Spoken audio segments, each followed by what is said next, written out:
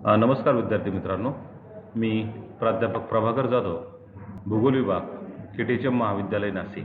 आपण पर्यावरणीय भूगोल एन्व्हायरमेंटल जॉग्राफी या प्रकरणामध्ये आपण मागच्या लेक्चरला जैवविविधतेचा ऱ्हास, लॉस ऑफ बायोडायव्हर्सिटी या मुद्द्यावरती चर्चा केलेली आहे. आज आपण biodiversity hotspots region in India म्हणजेच भारतातील संवेदनशील क्षेत्र हे आपण या ठिकाणी विचारात घेणार आहोत. तर आपण सुरुवातीपासून जर बघितलं, संकल्पना असेल, अर्थ असेल, व्याख्या, क्षमता, ऱ्हास हे आपण मुद्दे आपण बघितलेले आहेत. आज आपण जैवविविधता संवेदनशील प्रदेश. तर जैवविविधता हॉटस्पॉट्स हा शब्द सुरुवातीला सन 1998 मध्ये ब्रिटिश पर्यावरण शास्त्रज्ञ नॉर्मन मायर्स यांनी वापरला होता. विशेषतः ज्या प्रदेशातील प्रजाती या प्रामुख्याने नष्ट होण्याच्या मार्गावर आहेत, परंतु त्या ठिकाणांचे संवर्धन करण्याच्या दृष्टीने ज्या भौगोलिक क्षेत्रास संवेदनशील प्रदेश असं म्हटलेलं आहे, त्याची काही महत्त्वाची वैशिष्ट्ये आहेत आणि ती आपल्याला पुढील प्रमाणे सांगता येतील. तर जैव विविधता संवेदनशील प्रदेशातील 1500 पेक्षा जास्त प्रजाती या स्थानिक असतात. म्हणजेच आपण जर बघितलं, या प्रदेशातील 1500 पेक्षा जास्त प्रजाती या स्थानिक असतात, म्हणजेच त्या ठिकाणच्या लोकल असतात, हे आपल्या ठिकाणी सांगता येईल. आणि जैवविविधता म्हणजेच त्या ठिकाणची विविधता ही आपल्याला मोठ्या प्रमाणावर असली दिसून येते. भौगोलिक प्रदेशातील 70% प्रजाती या नष्ट होण्याच्या मार्गावर आहेत. म्हणजेच आपण प्राण्यांच्या बाबतीत बघा, तेच आहे, वनस्पतींच्या बाबतीत सुद्धा तेच आहे, किंवा कृषी क्षेत्रामध्ये विविध प्रकारची पिकं असतील, ते सुद्धा याच प्रकारे नष्ट होण्याच्या मार्गावर. म्हणजेच आपण जर बघितलं, कृषी क्षेत्रातील पिकांच्या बाबतीमध्ये जर बघितलं आपण, तर लोकसंख्येची म्हणजे वाढत्या लोकसंख्येची अन्नाची गरज भागवण्यासाठी मोठ्या प्रमाणावर जास्त उत्पादन देणाऱ्या जाती आज निर्माण केल्या जातात किंवा त्यांचा वापर केला जातो. आणि त्या प्रयत्नातून काय होतं, मग त्या ठिकाणच्या स्थानिक जाती, स्थानिक वाण ह्या नष्ट झालेल्या आहेत, नामशेष झालेल्या आहेत किंवा संपलेल्या आहेत, हे आपल्या ठिकाणी सांगता येतं. म्हणजेच ज्या प्रदेशात दुर्मिळ वनस्पती, प्राणी आणि सूक्ष्मजीव त्या प्रदेशात विपुल प्रमाणात आढळतात, त्या प्रजाती इतर कोणत्याही प्रदेशात, भौगोलिक प्रदेशात आढळत नाही. हे त्याचं सर्वात महत्त्वाचं वैशिष्ट्य आहे. म्हणजेच काय, इतर कोणत्याही प्रदेशात आढळत नाही, कारण त्या ठिकाणची भौगोलिक परिस्थिती, म्हणजेच भौगोलिक परिस्थिती म्हणजे काय, त्याला मानवणारी परिस्थिती, म्हणजे ज्या प्रदेशातील हवामान किंवा त्या ठिकाणची भौगोलिक परिस्थिती त्याला मानवते, प्राणी असेल, पक्षी असेल, वनस्पती असतील, त्याच प्रदेशामध्ये ते वाढतात किंवा टिकाव धरून राहतात. अशी ठिकाणी तेथील शासनाकडून संवेदनशील प्रदेश म्हणून ही ओळखली जातात व त्यांच्या संवर्धनासाठी आज प्रयत्न केले जातात. हवामान बदल असेल, मानवी हस्तक्षेप असेल, यामुळे या जैवविविधता संवेदनशील ठिकाणास धोका पोचत आहे. जगात एकूण 34 जैवविविधता संवेदनशील ठिकाणे आहेत आणि त्यातील 3 ठिकाणे एकट्या भारतात आहेत. म्हणजे आपण विचार करा, जगात 34 म्हणजे जगामध्ये 34 आणि त्यापैकी भारतात 3, म्हणजे तसं जर बघितलं तर ही संवेदनशील क्षेत्र भारतामध्ये जास्त आहे. 3 इतर मानाचा विचार केला तर पृथ्वीवरील केवळ 1.4% जमीन ही जैवविविधता संवेदनशील ठिकाणी व्यापलेली आहे आपल्याला दिसून. म्हणजे पूर्वी 12% पर्यंत होती, आज फक्त ती 1.4% पर्यंत आहे. म्हणजे जगातल्या संपन्न जैवविविधता असलेल्या मोजक्याच प्रदेशापैकी भारत एक आहे. म्हणजे जगामध्ये जैवविविधता असणारे, संपन्न जैवविविधता असणारे जे प्रदेश आहेत त्यापैकी भारत एक आहे.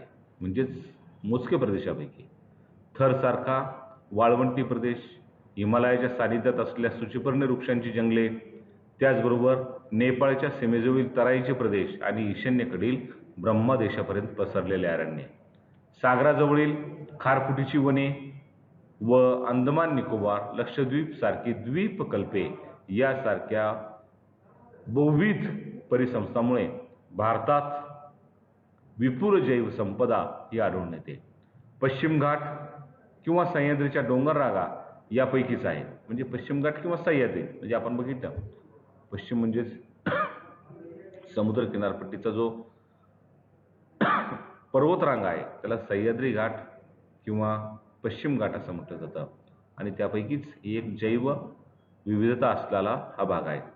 सागराचे सानिध्य, कमी जास्त पर्जन्यमान, मृदा प्रकार, भूशास्त्रीय स्तर यांचा वनावर झालेला परिणाम व त्यामुळे निर्माण झालेली विविधता याचा एकत्रित परिणाम म्हणून येथे आदिवासाची विविधता आपल्याला दिसून येते. म्हणजे या सर्व गोष्टींचा, म्हणजे पर्जन्यमान असेल किंवा भूशास्त्रीय, म्हणजे अशा सर्व गोष्टी मिळून त्या ठिकाणी त्याचा एकत्रित परिणाम होऊन आदिवासामध्ये जैवविविधता, म्हणजेच त्या आदिवास म्हणजे वनस्पतींचा असेल, प्राण्यांचा असेल किंवा इतर काही असेल, सजीवांचा असेल, त्यावरती परिणाम झालेला आपल्याला दिसून येतो.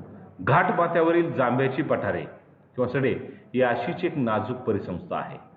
हिमालय, संपूर्ण भारतीय हिमालयीन प्रदेश, पाकिस्तान, तिबेट, नेपाळ, भूतान, चीन आणि म्यानमार याचा समावेश हा हिमालय भागामध्ये होतो. इंडो बर्मा, आता यामध्ये संपूर्ण ईशान्य पूर्व Bharat, Myanmar, Thailand, Vietnam, Laos, Cambodia आणि दक्षिण चीन यांचा समावेश या इंडो बर्मामध्ये होतो.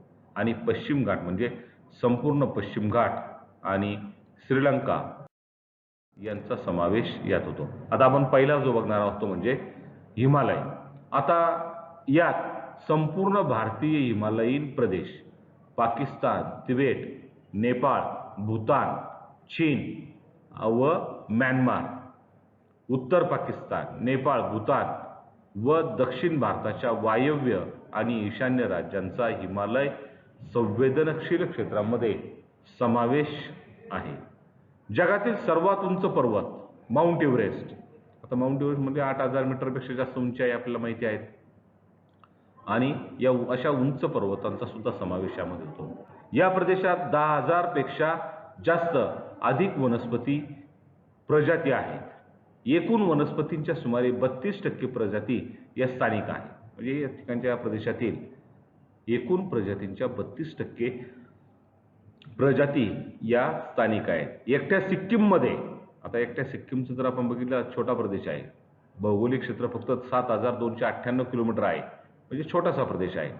जवळजवळ 4,200हून अधिक वनस्पती आणि त्यांच्या प्रजाती या ठिकाणी आहेत, ज्यापैकी 60% स्थानिक प्रजाती आहेत. म्हणजे बघा हा किती संपन्न देश आहे. अरण्यांनी, जंगलांनी अतिशय संपन्न असणारा हा प्रदेश आहे सिक्कीम. आणि 60% काय आहेत, स्थानिक प्रजाती आहेत त्या ठिकाणी, जे एवढ्या क्षेत्रामध्ये त्यांनी त्याचं संवर्धन केलेलं आहे.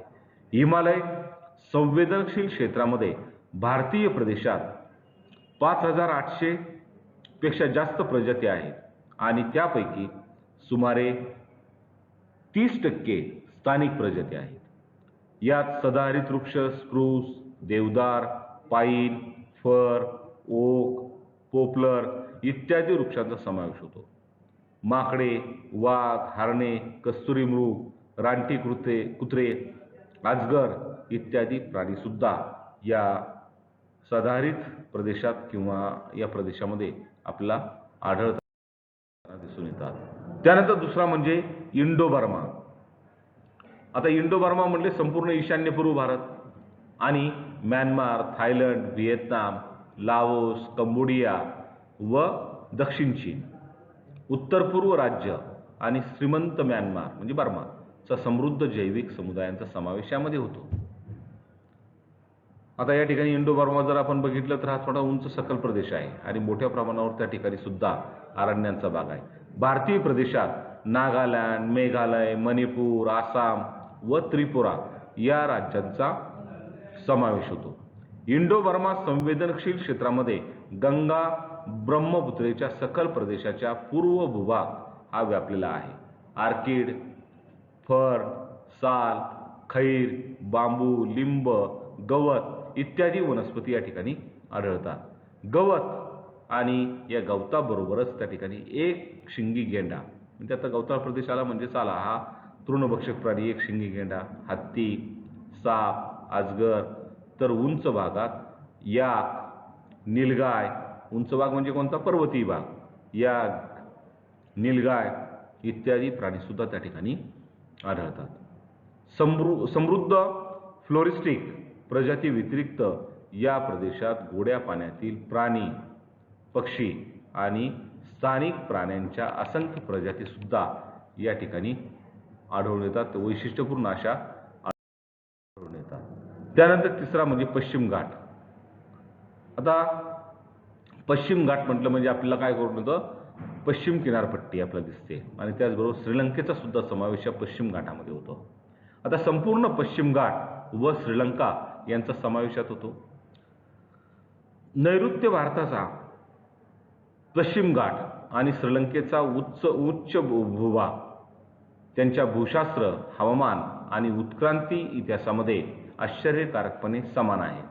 म्हणजेच या ठिकाणी दोन्ही भागामध्ये आपल्याला समानता ही दिसून येते. म्हणजेच पर्वतीय प्रदेशामध्ये सह्याद्रीच्या डोंगररांगा ते मलबार मैदाने यांच्या दरम्यान असलेल्या पर्वतांची साखळी हे पश्चिम घाटाचं जैवविविधता जपणारं वैशिष्ट्य आहे. म्हणजे बघा, या दरम्यान असलेल्या पर्वतांच्या साखळीला पश्चिम घाट असं म्हटलं जातं आणि त्या ठिकाणी जैवविविधता ही आजही आपल्याला दिसून येते. पश्चिम घाट इकोसिस्टीम महाराष्ट्र, कर्नाटक, तामिळनाडू आणि केरळ ही राज्य आणि गुजरातपासून ते दक्षिणेकडील पलक्कड गॅपपर्यंत सुमारे 1600 किलोमीटरपर्यंत लांब पसरले आहेत. म्हणजे आपण बघितलं महाराष्ट्रापासून, म्हणजे ही इकोसिस्टीम पश्चिम घाट इकोसिस्टीम कुठून सुरू होते? महाराष्ट्रापासून, तर खाली अगदी केरळपर्यंत आणि गुजरातपासून दक्षिणेकडील पलक्कड गॅपपर्यंत सुमारे 1600 किलोमीटर लांब ही पसरली आहे. श्रीलंका हे एक महाद्वीपीय बेट आहे जे दक्षिण भारतापासून 20 मीटर खोल पाल्क समुद्री मार्फत विभक्त झालेला आहे. हे या ठिकाणी आपल्याला सांगता येतं. हे बेट उत्तरोत्तर भारताबरोबर वारंवार जोडलं गेलं आहे. हत्ती, साप, अजगर, माकडे इत्यादी प्राणी या ठिकाणी आढळतात. तर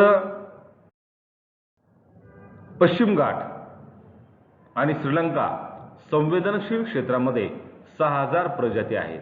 त्यापैकी 3000 पेक्षा जास्त म्हणजेच 52% या स्थानिक आहेत. सदाहरित जंगलापासून पानझडी अरण्यात आढळणाऱ्या विविध वनस्पती या ठिकाणी आढळतात. त्यात नारळ, सुपारी, बांबू, साग, आंबा, तड म्हणजे ताड, रबर, सादडा, मोह, फणस, जांभूळ, धावडा, येन, चंदन इत्यादी वृक्षांचा समावेश हा त्या ठिकाणी होत असतो. अस्थिमलाई हिल्स, सायलेंट व्हॅली हे या परिसरातील जैवविविधतेचं समृद्ध क्षेत्र आहे. भारतात पिकांच्या, पाळीव प्राण्यांच्या हजारो जाती आढळून येतात. त्या काही अचानक किंवा आपोआप तयार झालेल्या नाहीत.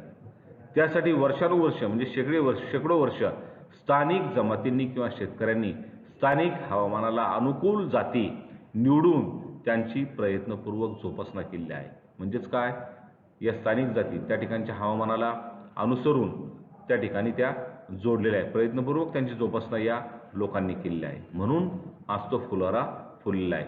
म्हणूनच हा जैवविविधतेचा फुलोरा फुललेला आहे. सद्य परिस्थितीत केवळ उत्पादन वाढ हे एकच ध्येय समोर ठेवल्याने इतर घटकांकडे दुर्लक्ष झालेलं आपल्याला दिसून येतं.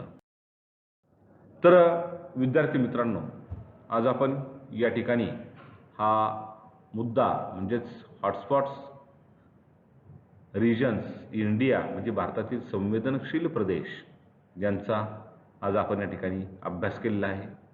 तर विद्यार्थी मित्रांनो, तुमचे काही प्रश्न असतील, अडचणी असतील तर मी या ठिकाणी माझा मेल दिलेला आहे, त्यावरती तुम्ही विचारू शकता. धन्यवाद विद्यार्थी मित्रांनो.